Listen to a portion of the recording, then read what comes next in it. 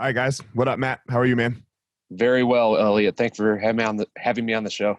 Thanks for coming on. I appreciate it.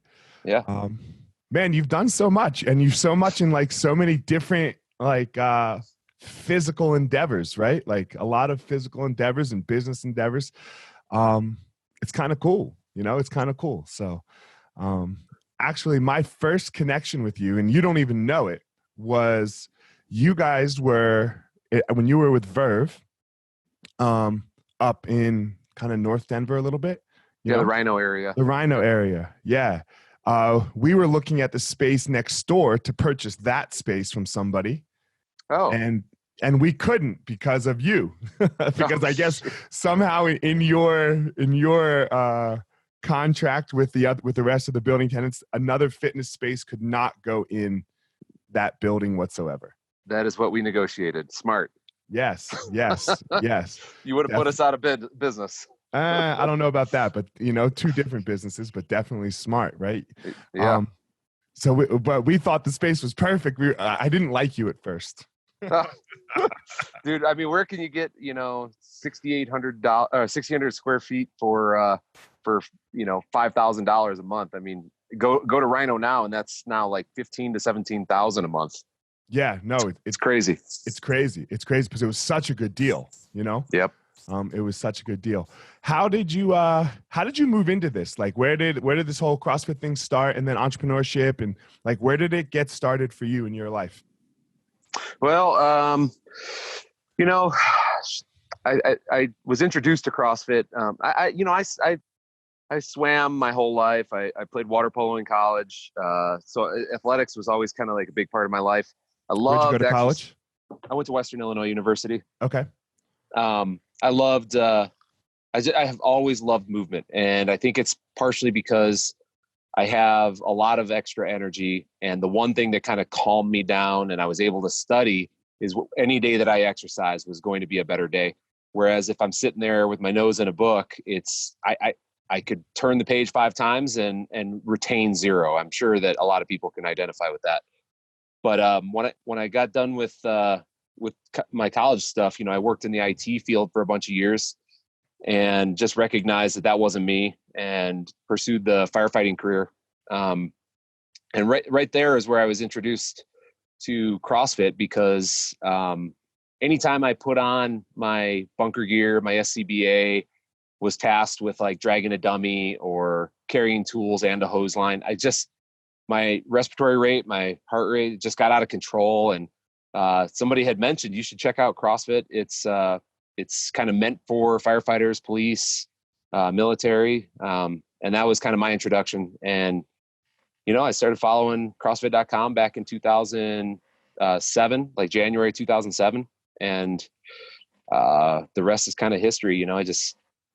At that time there was no affiliates. So Right. after a little bit of going to a Globo gym, we found a gym in Denver that was about 30 minutes away. And just, after about probably 6 months to a year of going there, we were just like, man, this is a great thing, but I am not willing to drive this far every day. And you know how it is. It's like jujitsu, when you first get introduced, it's like, I got to do this every day, all day. I love this. So we decided to go the route of, attending a level 1 course and affiliating, and we ran classes out of our garage. And that was my introduction to entrepreneurship. I had no clue. My wife Shri and I, we learned everything as we went. And, a lot of it was a bummer because like training people, that was why, I started to love that. And as an entrepreneur, obviously, and a gym owner, that's not what you're doing. It's part of what you're doing. You have a lot of jobs. You have a lot of jobs. And unfortunately, I think that's the one that has to take the back seat to everything else if you're going to be successful.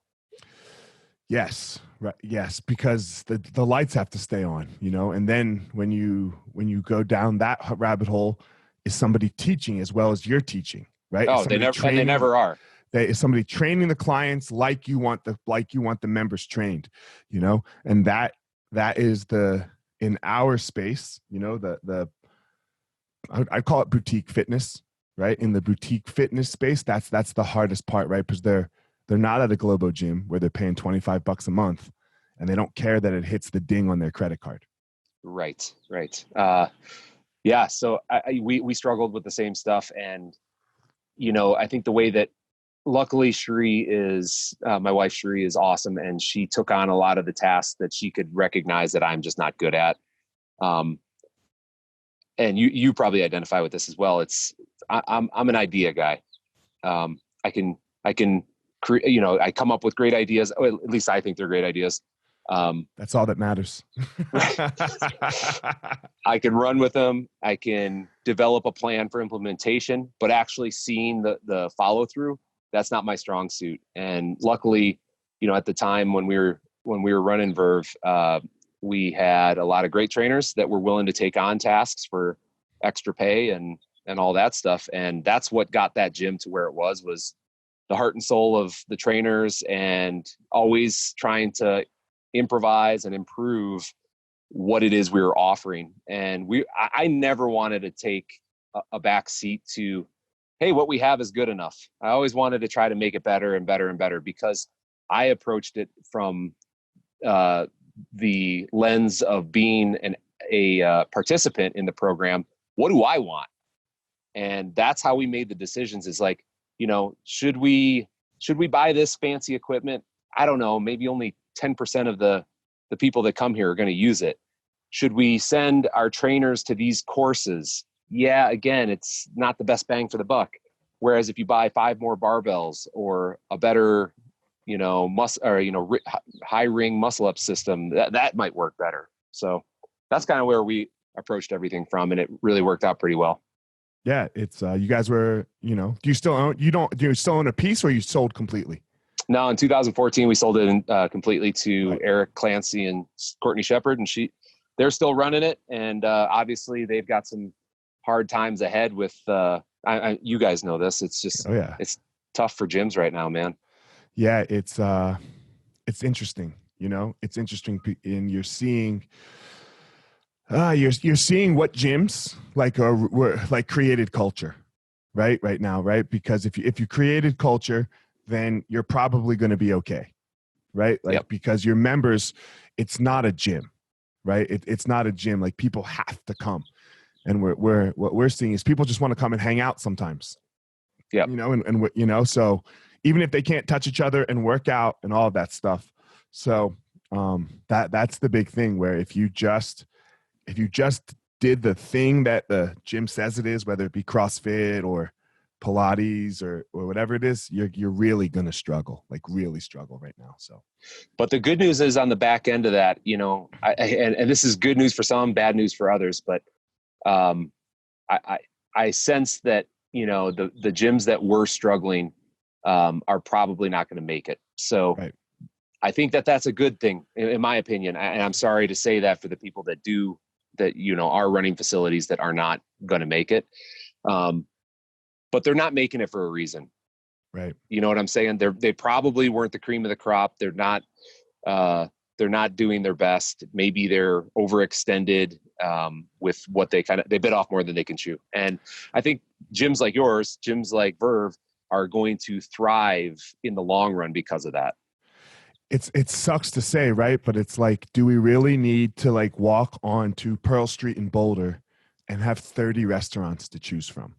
Like, do they all really need to be there? Right. And that sucks to say right now, Yeah. And look, Yep. if they do, and if they're good restaurants, then they'll be there, but if they're not, then yeah, it's shitty, because like, you don't want to watch people struggle like this, because and I know that how much effort and time and money goes into that, and watching that just go down the drain, especially when you feel like it's something that wasn't your fault, right? Like, if you were barely holding on, but you were holding on, and then this COVID thing hit, like, you're like, yo, man, this one wasn't even me. And we know that can take people down some dark holes sometimes.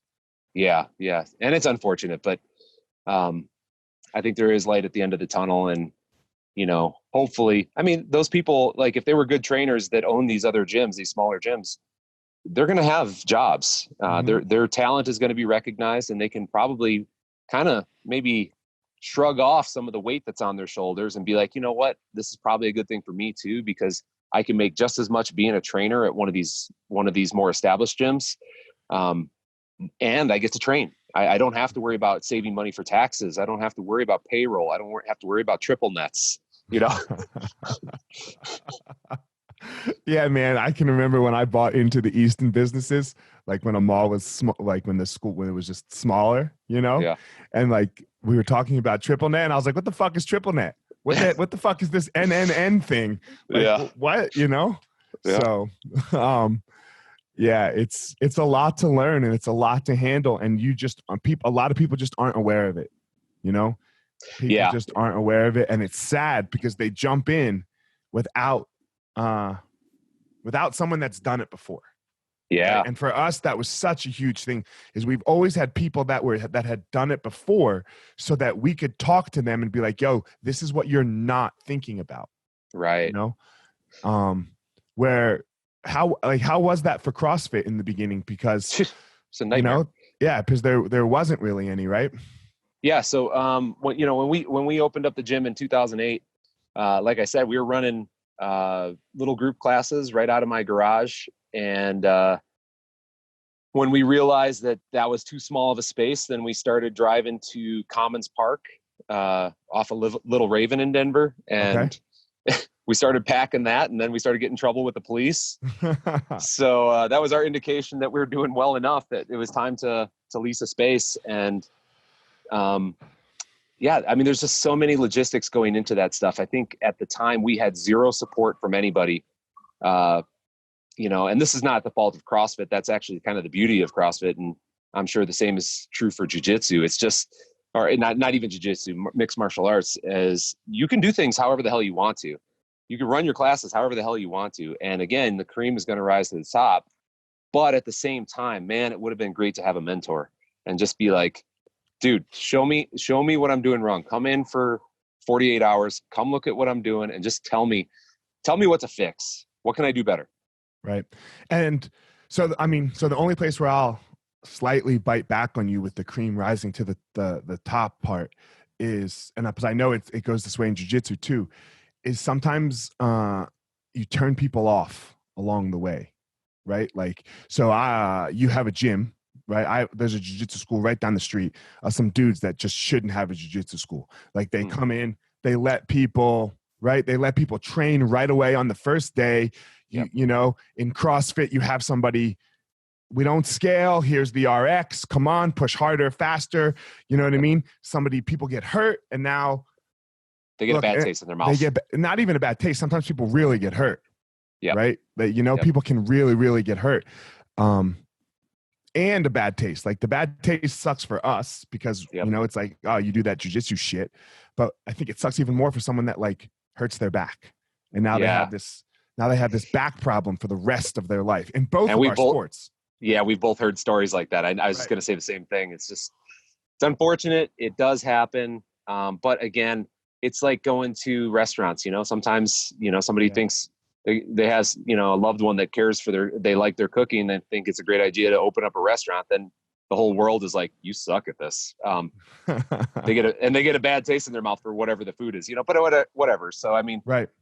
I think the big thing for me is if we had the opportunity to lean on somebody and be like, hey, I need some help with this. Just come in and just tell me what I can do better. That would have been super helpful. And I think the problem with that is that nowadays people are too prideful to ask for that help, and they don't even realize what they're doing wrong, or that they could be a better business, or how to manage their finances a little bit better. Nobody likes, nobody likes asking for help, and B, nobody likes somebody telling them that they can run their business better. Yeah, those two things are so hard. Yeah. Right? Like, because you have to, it's yours. It's like your baby, Yeah. It's like your baby, and somebody's coming in and telling you how to parent. And you're like, yo, man, like, do you know how much work I've put into this?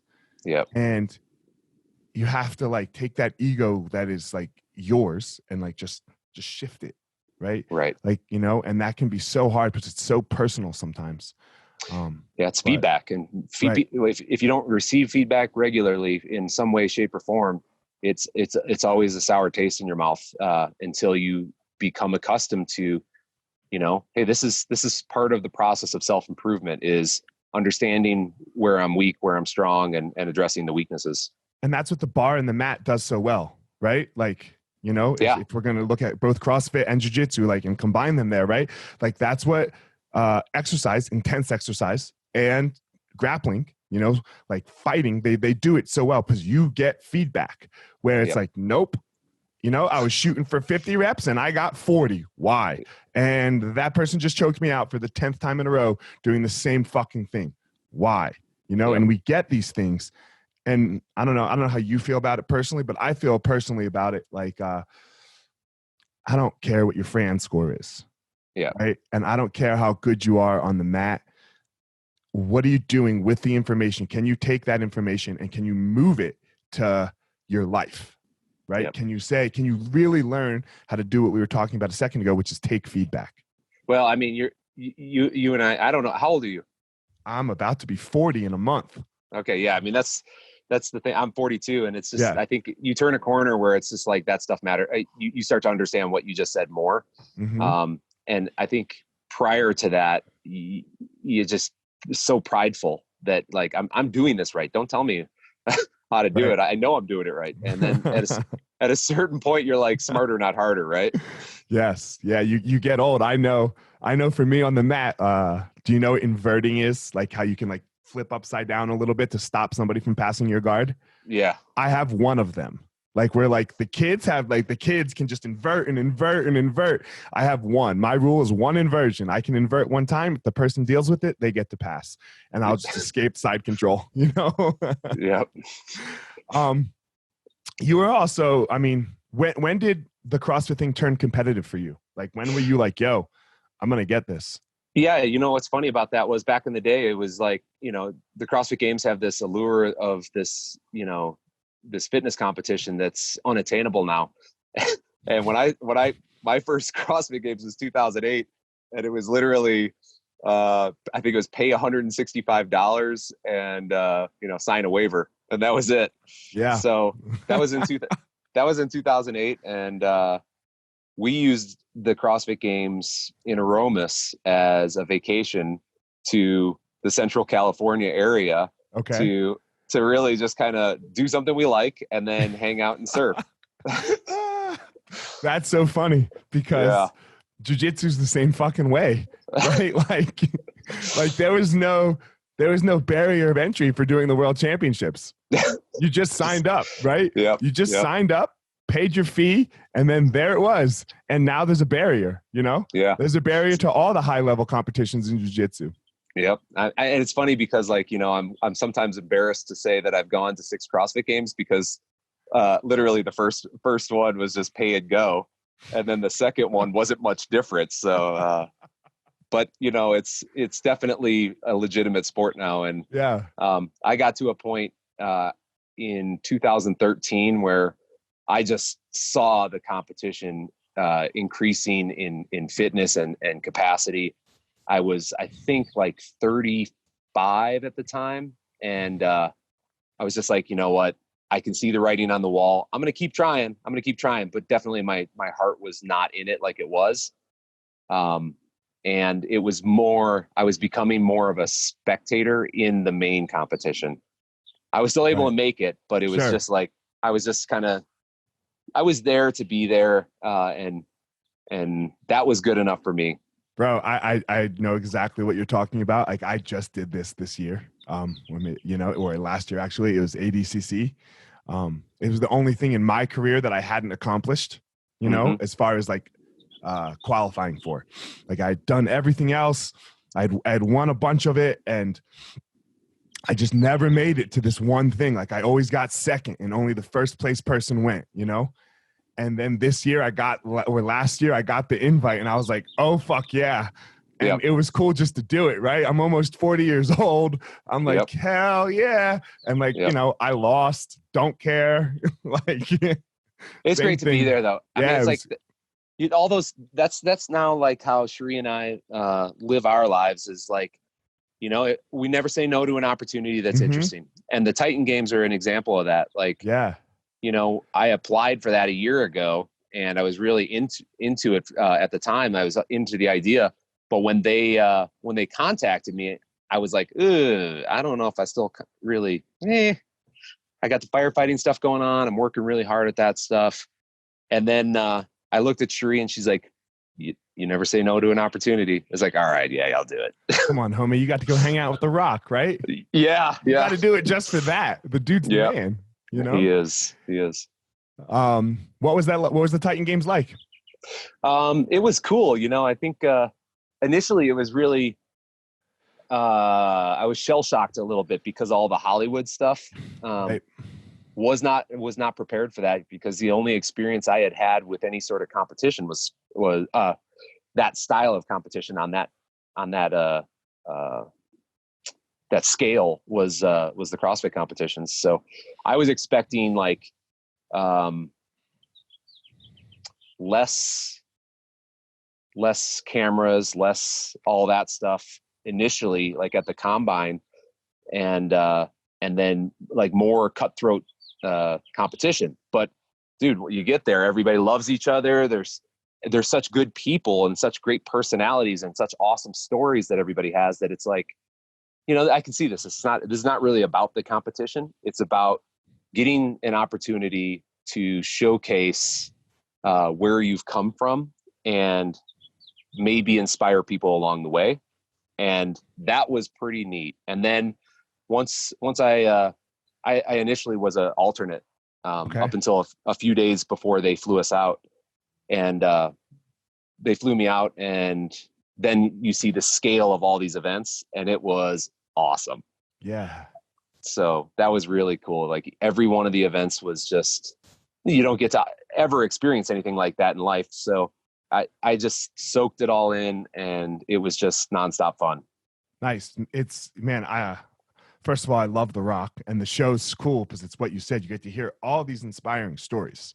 Yeah. Right. Like you get to, like, everyone's story is kind of cool, and it can touch somebody somewhere, which is so amazing. Right. Which is just like what it is we want to be doing, Yep. like, especially, and we'll get into it here in a little bit, especially now, right? Like, because some difficult times for a lot of people.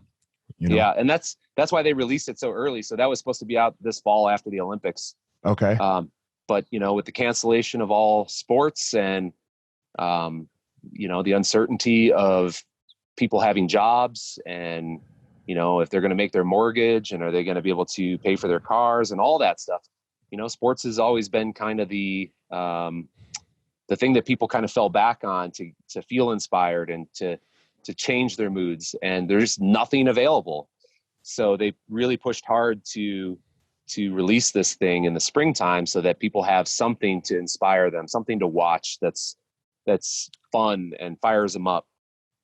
Sports has always done this, Yeah. Sports has always done this. I remember last year when Tiger Woods won the Masters, like on Sunday at like 3:00, whenever that was, everyone was watching their TV, golf fan, not golf fan, right? And everyone was rooting for the same fucking person. Yep. I think it was the first time that we all agreed, like as a country, since 9/11, right? Like, like holy shit, I want Tiger Woods to win this fucking tournament, right? Because it brought, I think even people that hated him probably wanted him to win, because it's the greatest. A comeback story is the greatest story. Success is really good, but watching someone succeed and then fail and then boom, it's so cool. Yeah, it's just it's just one of those sports do this. It's just those stories where it's like, this guy is done, he's never coming back, look what he's done to his life, and then all of a sudden it gets turned around. He works hard, they work hard, and then there it is. There's a success story, and now everybody's like, you know what? I can do this. I can get out of whatever funk I'm in. I can, manage through this COVID stuff. I can stay in my house for a little while longer. So it's really, sports that's the other part about going to the Titan Games. It was the opportunity to play sports again with people I don't know, and it was super fun. Yeah, no, for sure. And there's nothing like that connection, right? There's nothing like that connection when you're doing something really hard and you have to do it with somebody or against somebody. Like, man, I remember the name of every single person I fought. Like, I will never forget them. I will never forget the time that I shared in that cage or ring with them, because you're just together, and I don't hate them or anything. Right. Yeah. How could you? I mean, your fellow competitors, even the ones that are your biggest adversaries, for me back in the day, it was, 2012 CrossFit Games. It was Rich Froning, right. Jason Khalipa, and those guys. I mean, we stay in touch today. It's just, now we support each other constantly. And I think that's what you can always take from sports, is like, you meet great people. And even in the moment when you're the most competitive and you feel like you should not ever support that person, afterwards, it's like, man, we just went through some shit. This was awesome. And we can take this with us for the rest of our lives and share that experience as adversaries, but also as fellow competitors. Yeah, for sure. I'm actually friends with Khalipa too now. He did my podcast, and now we're like trying to, what he does with CrossFit and fitness is what we're trying to do with martial arts, right? Like, help businesses. So he and I talk a lot. I like Jason. He's a great guy. He's a great guy, and his great story with his daughter, and everything, what they do with Ava's Kitchen, The whole thing. I mean, that's the great part about, again, sports, is like, it gives you a platform when you're successful, it gives you a platform to receive support, but then also to have gratitude and, push that support out to other people. And he's doing it, you're doing it. And, I think that's the important part, is inspiring people. Man, it's the only way we're going to get through this bullshit, right? Like, because we are in some bullshit right now. Well, you know what though, the race thing, man, it's been bullshit for a long time. It's been bullshit for a long time. Yeah. And my dad's black, so I'm not that black. Like, my skin's not that dark, but it's happened to me. And it's really, I learned how to deal with the police from my dad. So I deal with the police like a black person, because that's what I learned. And it's not cool. It's not cool, man. It's not cool. Like, because every time my wife could never understand, like, why I was so nervous when I would get pulled over, or she would get pulled over. And I'm like, you just don't get this. Like, I am not worried about the fucking ticket right now. Like, I'm worried about living. Yeah. I don't even know what to say to it. It's just, I do think that, as a white person in this current climate, and all this stuff, it is hard to find the words to say something appropriate, because, a lot of what you hear is, Black lives matter, but all lives matter. And it's, the hard part of that is, it's no, right now, all lives don't matter. Right now, it's all about understanding that Black people have been treated poorly and have felt inferior for centuries. And there's no catching up. Black people in general are living harder lives because of the color of their skin. And we can never understand that. I can never understand that. I grew up with a cousin that his dad was white and mom was Black. And the first time I was exposed to racism was I think I was probably like 8 or 9 years old. And my cousin and I were hanging out. We always did. We were like best friends growing up. And he would come and stay with us for the weekends. And when we would hang out, it was usually just he and I. But when I started to develop more friends, and then I'd hang out with them on the weekends, my cousin and I would go play basketball with them. And I started to notice that my friends were racist, whether or not they overtly used racist words, which I don't think I ever heard growing up. But I did notice that the way that they treated my cousin was not cool. It was not cool. And it definitely started fights. And that was the first time I ever experienced it. And I knew from that age on that it was just, being Black is harder. Yeah. 100%. Yeah. And that's the privilege. It is. And The privilege. It is. And there's nothing that white people can say. Unfortunately, I have white privilege. It is. I've worked hard for what I have, but I have white privilege. Some of what I have achieved is because I am white, and it's not fair to anybody, and I'm ashamed by it. But there's nothing I can do about that other than to support my black brothers and sisters. I don't know why this is such a hard topic. Like, I can't understand, because look, you still made it to the CrossFit Games. You still were a successful entrepreneur. You're still a good firefighter. You're still a good husband. You still have done, yes, like the privilege doesn't take away from the hard work, right? And so I don't understand why, when we say that, why that is such a hard thing to talk about. Go ahead. Yeah, there's so many facets to it that are under the blanket that, if we pulled that blanket off and exposed it, you just start stripping layers. And like, for example, this just goes back to the base of it is, if you don't feel comfortable at a CrossFit gym, how are you going to train effectively for the CrossFit Games? If you are if you're not experiencing white privilege, potentially you don't have the income level to be able to pay for a gym that is what you need to train for the CrossFit Games. If you experience some form of hatred along the way, you may be discouraged. Whether you realize it or not, it could be completely subconscious, but you may be discouraged and decide that, what, this sort of negativity in my life is not worth it. And eventually it eats at you and you stop. So, that's that stuff that, I think that black people experience that white people will never understand unless you've seen overt racism in your face. And, it's enough to make you cry. It's enough to make you angry. I don't, it's too hard to talk about, but that's what needs to be done. It's so, I don't know how to explain it. Yeah, it's impossible, right? Because it's not that you were necessarily privileged. You could have had a very hard life and been white. Like, that's not what this argument is about. There's a ton of white people and a ton of dark people and a ton of kind of dark people and kind of white people and that have all had really hard fucking lives. But it just comes down to, for me, one question. When the semen that hit the egg that made you, when they touched and you were going to come out, choose a race, choose a country, white, and choose a gender. It's white male America.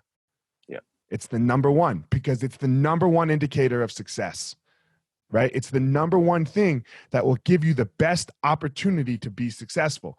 And then once you do those three things, just start marching down the list of where it is. That's a privilege. You didn't do anything for it. You didn't, So, and the argument, and you kind of touched on it, the argument of, like, when an African-American has to deal with the police, of why don't they just listen and behave? It's like, man, my dad just gets tired of getting pulled over to see I'm checking. At some point, maybe you're having the worst day of your life, and now you get pulled over and you're like, motherfucker, what are you checking? And that's all it takes. Yeah. What are you checking? I wasn't speeding. I have a nice car and I was successful, and you're just checking. And I like rap music, and okay, maybe it was a little too loud. Sorry. I do. And, I think the good part, if there is a good part of the discussions that are happening now, is that I feel like maybe black people in general are up for this conversation. They're up for educating white people, because white people are so speechless. You can't hide from that video. Everyone has seen that video. Yeah. And at this point in time, at this day and age, when most people think all people in the United States are free, that man had his freedom taken away. He was abused overtly in front of everyone until he was dead. And hey, if that doesn't start some conversations, then I don't know what will.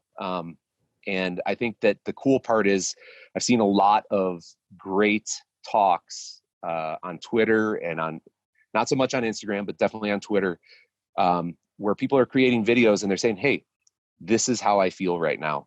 And it could be white people or black people. And I learned something from each one of them. And it's just been enlightening to see both sides of the picture. And I think we're going to get through it. But, I think people saying that all lives matter, that's not appropriate right now. It's not. No.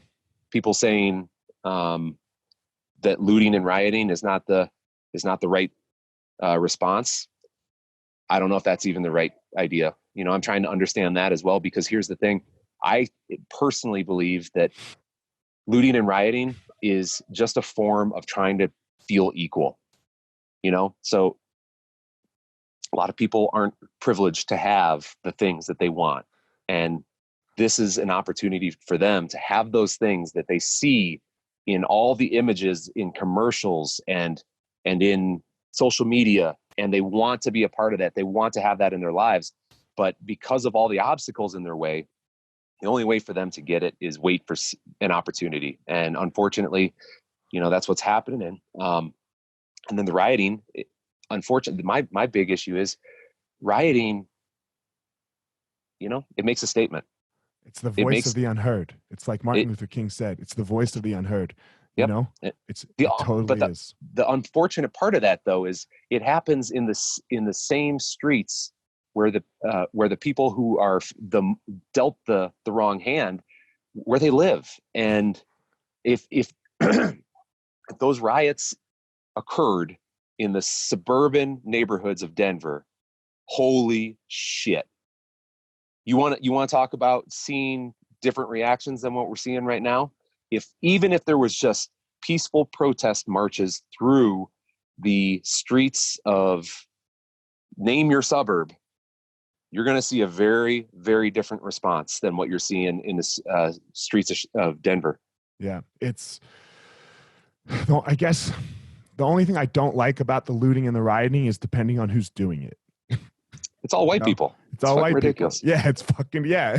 And the black people are going to get blamed, right? I know. It's terrible. So that's the only thing I'm not liking. Like, hey, no, please no. Like, go back to your neighborhood and loot and riot then. That's cool. If you want to, go ahead, but don't go to where the biggest people are having the problems and looting and rioting there. Like, please don't. Like, because that just makes this whole thing worse. And I was watching a video today, and I don't know if I saw it on Facebook or where I saw it. It was this black lady, stopping these looters. And at the end, she was like, hey, she was making your point. This lady that lives right there, she needs to get down the street to go to the grocery store. Like, so don't fucking loot here. Look, if you want to loot, if you really want to loot and make a point, go to Wall Street. It's 3 blocks away. Go ahead. Right? Go down to Wall Street and tear their shit down if that's what you really feel like you need to do. I'm not telling you to do it, but don't fucking do it here. We are just trying to survive. Yeah, because who do you think is going to fix up that neighborhood? It's going to be those people that, already are strapped for everything. Time, cash, time with their family. And dude, the other day I looked at, I think it was Mayor Hancock that released a series of photos of the first 3 days of arrest. There was 284 people arrested, and he released a stitched image of 4 pages of photos, and just ashamed that literally 3/4 of those people were white. Just ashamed that I mean, looting. What are you doing? You're taking advantage of a situation that this could be a learning point for everyone in the United States. And instead we're turning it into a negative thing. Yeah. It's I don't know. It's sad, right? It's tough to watch. I was talking to my friend the other day, and you either laugh or you cry, and there's like no in between, because that's all you can do. That's all you can do, because that has been the experience for so many fucking people for so long. And And a little bit, our leadership is just failing us, right? They're just failing us, and they are not providing the, like we just need some real leadership in the country. And, on a national level, on a local level, where we can just really get behind somebody, and to let, and what leadership first does is they let you know it's going to be okay. It's like parenting, Yep. Hey, we're going to be okay. Why? Because I have you. I've got you. Yeah. And I'm going to love you. I'm not going to protect you. It's not protect first. It's not this like I will, first it's I will love you. And then it's I will take care of you. And we're just not getting that. No. Yeah. I think the big thing that I think for me, what I'm trying to understand and to see where I fit in is, what can I do now? Where do I fit in? And I think most white people are probably in the same mindset right now of I don't want this to go back to the way it was. I want it to take this unfortunate series of events. It's not just one. I mean, we've had 2 unjust killings in the news in the past probably 2 months. We had a woman in New York City who had her dog off the leash and threatened somebody's life. And to me, that was a threat of death, to say that she was gonna call the cops, or she did call the cops and say that there was a black man threatening her. She knew exactly what she was doing. She knew how to say African American male. She knew she was saying things in a very specific way so that the cops would come and react in a way. But go ahead. Sorry. I think the only thing for me right now that I've decided is the one thing that I can do and that I'm going to do is I'm not going to put up with racism in any way, shape, or form anymore. I'm not going to overhear it and then let it slide. I'm not going to pretend. I'm not going to turn a deaf ear on it anymore. I'm going to let people know that's not cool with me. That's not cool with me. And if I hear it again, it's going up the chain, or it's we're going to have a conversation that's going to be a very hard conversation, because it's for too long. That's why we're in the situation we are, is because a lot of these policemen, they know their coworkers are racist. They know that, the words that pass their lips are occasionally out of line, but the fact that they come out at all, somebody's got to bring that to the surface and be like, hey, just so you know, this guy, he said this and I'm not cool with that. We got to address that.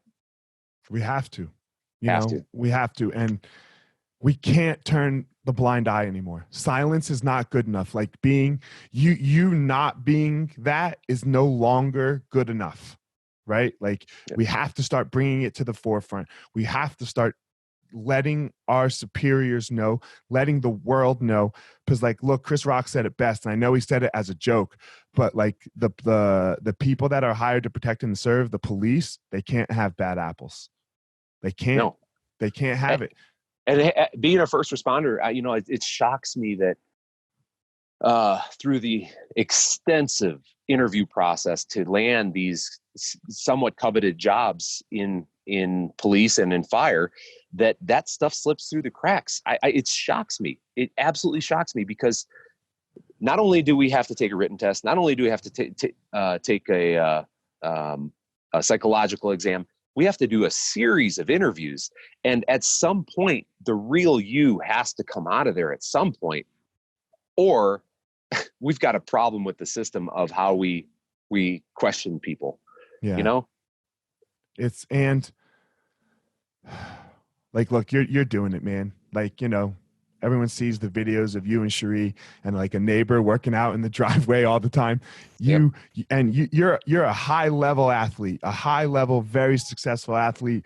You and I met again because you signed up as a fucking white belt, right? Yep. At one of my Brazilian jiu-jitsu schools, to go in there and get your ass kicked, right? Mm-hmm. When it doesn't matter, right? And I'm sure you've probably met Nick or some other like young, skinnier kid who's not nearly as strong as you, and they are younger than you. Like they barely have hair on their nuts, and they've probably tied you in knots, right? Yep. Like, Yep. you know, and you're like, God damn, this sucks. But it makes you better at your job. It makes you go deal with people better. How this struggle, this personal struggle of fitness, exercise, self-defense, and all this stuff isn't part of the requirement is beyond me. It's beyond me that you don't have to keep yourself in. Look, everyone's not going to be Matt Chan on the Titan Games as fit as you are. I get that. It's not necessary either. It's good for you, right? Mm-hmm. But 70% of you is necessary, I think. 70 to 80% is definitely fucking necessary if you want that job. Yeah. Yeah. Well, I think you want that job. I think compassion for people, especially my job, being a firefighter, compassion for people, empathy for people. That's number one, because the shit that we deal with on a regular basis is often, it's testing you big time. And, if you let yourself go down that rabbit hole of, starting to hate the people that you're supposed to be serving, man, oh man, that is not going to lead to good places, not only for you and the people you're serving, but for your family, for your mentality, for those around you, for your mom and dad. I mean, I see it, and it's just, the guys I work with are fantastic. And, we do work in a slower area, and we don't have as many calls as, Denver does, but it's still taxing, and mentality gets you through everything. And and look, just the personal mental work, the physical work that just helps you so much get through it, right? Like it like washes you, it cleanses your soul, and and I know we're all tired sometimes. I know you guys have a taxing, very difficult job, like you just said before we started recording. You got off a 48-hour shift. Is that yes? Yeah. Yep. Like, man, but still you got to do something, right? You got to do something that cleanses who you are as a human being so that you can walk into the world with empathy and sympathy, just like you talked about. Like, you can't just come home and go to sleep and then wake up and do it again and drink a beer right before, like that. Yep. That just doesn't get it done. Yep. Yeah. And I've had to find strategies to deal with those negative emotions and stressors and all of that stuff. And I think the biggest one for me is exercise. And it doesn't need to be super intense exercise that I have my hopes and dreams set on. It could literally just be moving, going for an easy jog. And I hate running, but going for an easy jog go trail running before I come home, because I can get my mind right on a good hour, slow paced jog and come home and kind of not have the weight of some calls on my shoulders and all that stuff. So I think honestly, you can apply that stuff. If you care for yourself, you're going to care for other humans. And I think one of the best lessons I think I've ever learned in my entire life was from Stephen Covey and his 7 habits, was seek first to understand and then to be understood. And I've held that in my heart from the first time I read that. And at times I let it by me and it bites me in the butt. But 90% of the time, if somebody's got a bad attitude, there's something going on with that person. It's not something that they don't like you. It's they don't like themselves. Something's happening there that's causing them to react in a way that they're taking it out on you or your interaction. And get to in CrossFit at the seminars, when we would have people who in the level 2s would push back on us and tell us that we're wrong and this, that, and the other. Every time you could just simply take those people aside at lunchtime or after the seminar and just be like, hey dude, I noticed we had a kind of crappy interaction there. Did I do something to you? And just asking that question and having that compassion and approaching from love is, they see it right away. They're like, oh, this guy cares. He's not just talking shit to me because he thinks he's better than me. He actually cares. He's taking the time. And then what happens? The next day, the person's a different person. Yeah. And then hopefully they go treat other people differently. Yeah. Right. Yeah. They recognize it. Yeah. You know what I'm saying? It's like when somebody tells you you got your knees in a squat, you never realize it. And then all of a sudden you're like, oh shit, I do. And you look at every other person, you're like, he's got his knees in. He's got his knees in. And you can, and you want to help them because you have the same problem. God, we all are so similar, right? Like we all are so similar. We are not that different, you know, and we all really want the same things. I mean, I know someone's going to listen to this and say, yeah, well, they're sociopaths. Well, okay. Let's move them out. They're such a small percentage, right? We all want the same things. We want to be healthy, want to be happy, and we want to love, right? And it really comes down to that. And then we want the same things for our families. I agree with you 100%. I mean, Sheree and I have been having a lot of very introspective talks since this COVID thing started.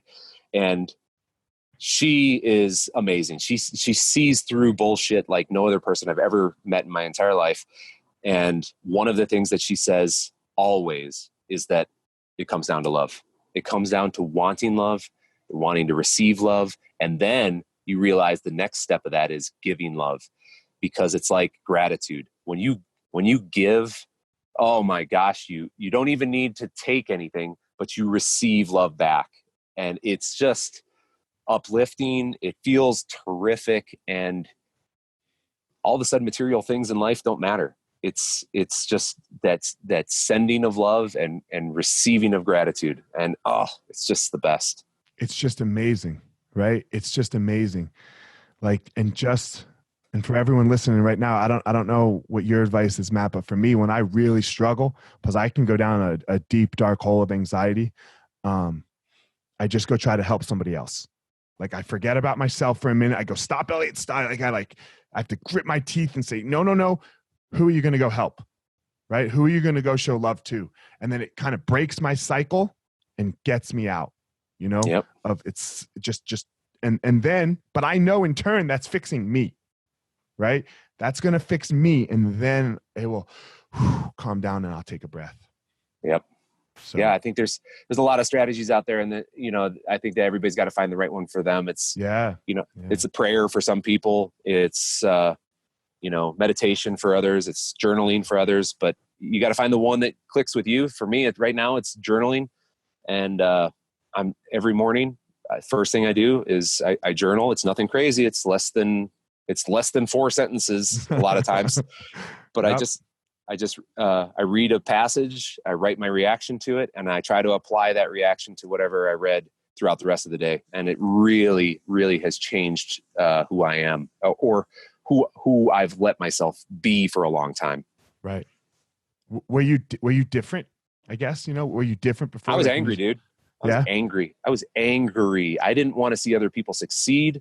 My fellow competitors, from the CrossFit Games, when they would have success, it would just, I would feel like a not whole person. Honestly, I'm ashamed of who I let myself become because of competition. But when did the switch happen? I'd say as soon as I went back to working at the fire station in 2017, I needed to make a change because the first 5 years that I was a firefighter, I let a lot of my interactions with other people, especially patients, bother me to the point where I hated being around them.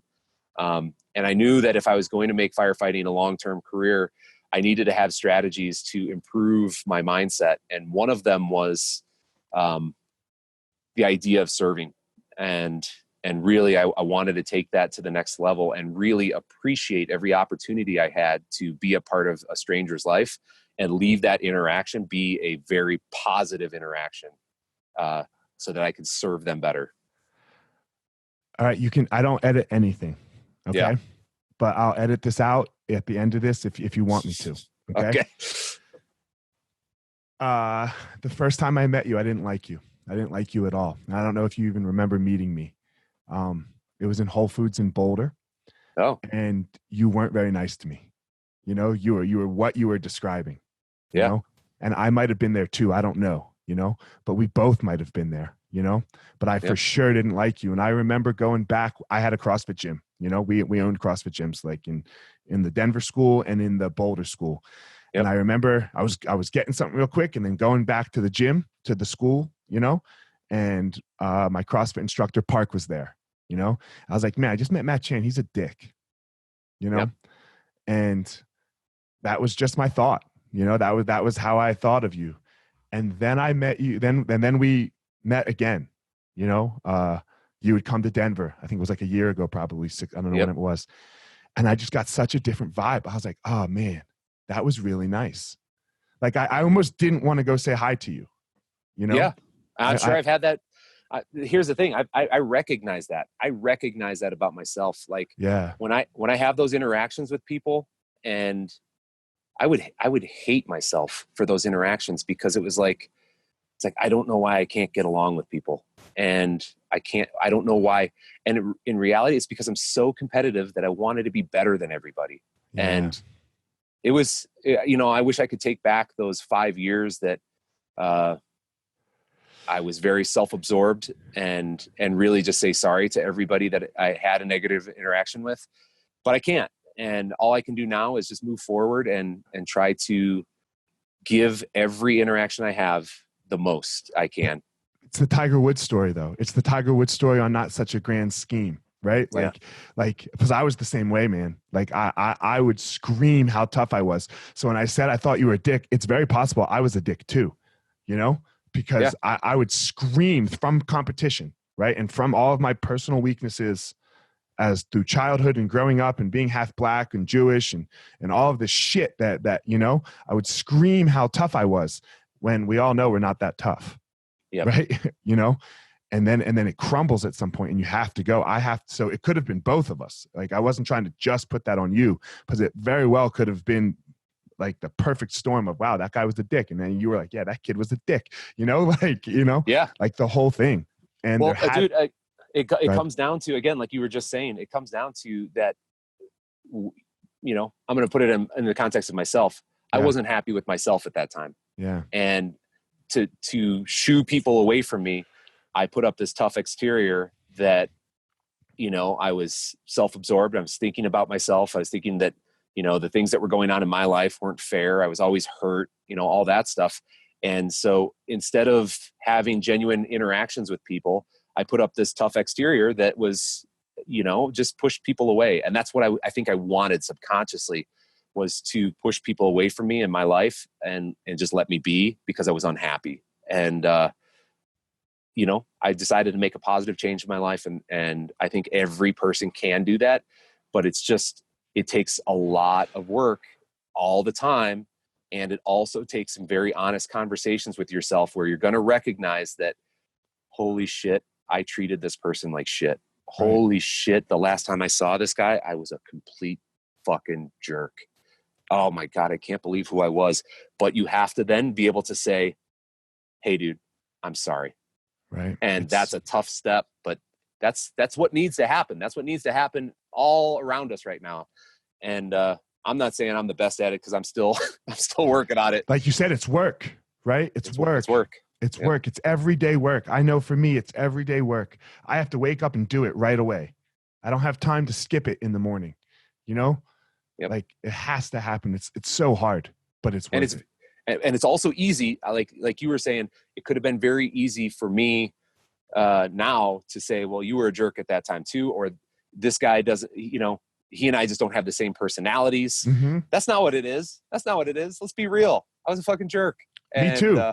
Yes. I mean, so I think, you know, moving forward, like, I think that's how I'm going to try to approach everybody, is just from a place of love. Always. If I don't have the time to talk, I'm going to say that. I'm going to say, hey dude, I'd love to continue this conversation. Here's my phone number. I don't have time to talk right now, but I would love to continue that conversation. Yeah. And it's so important, man. It's so important. Good on you, man.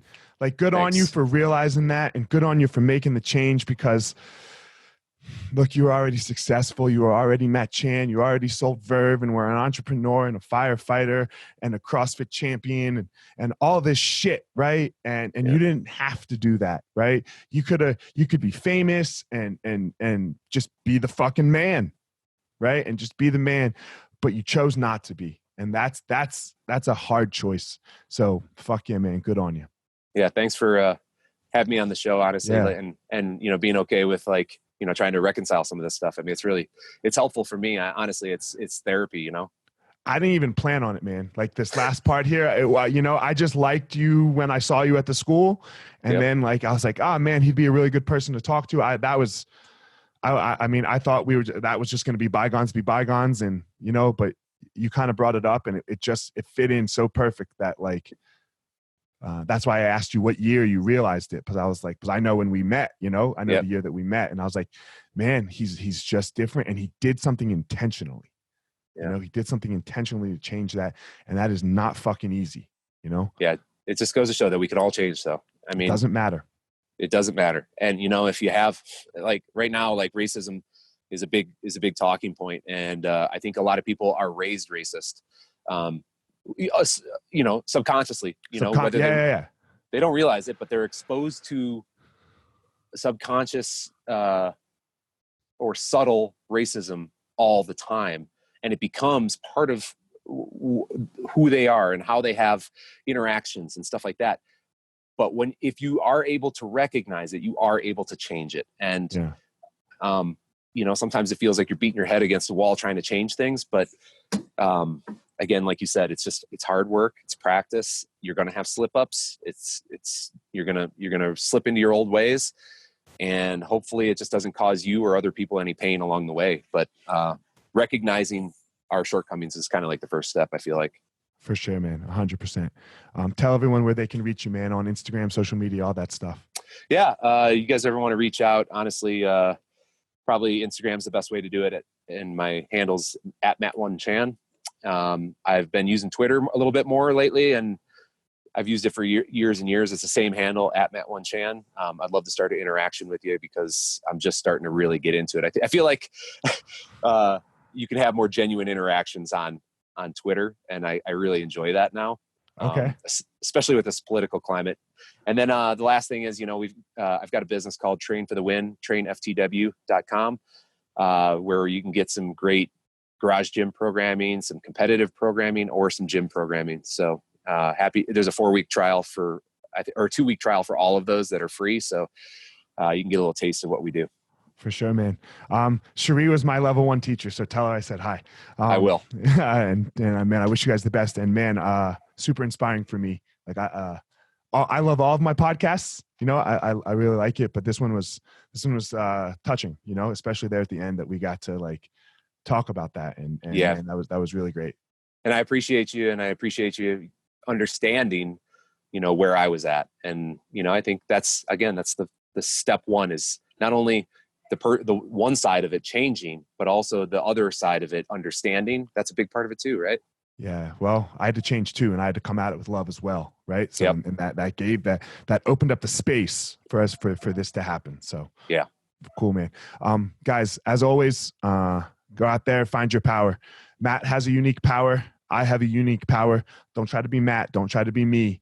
You go out there and do you. You find your power so that you can be amazing in the world.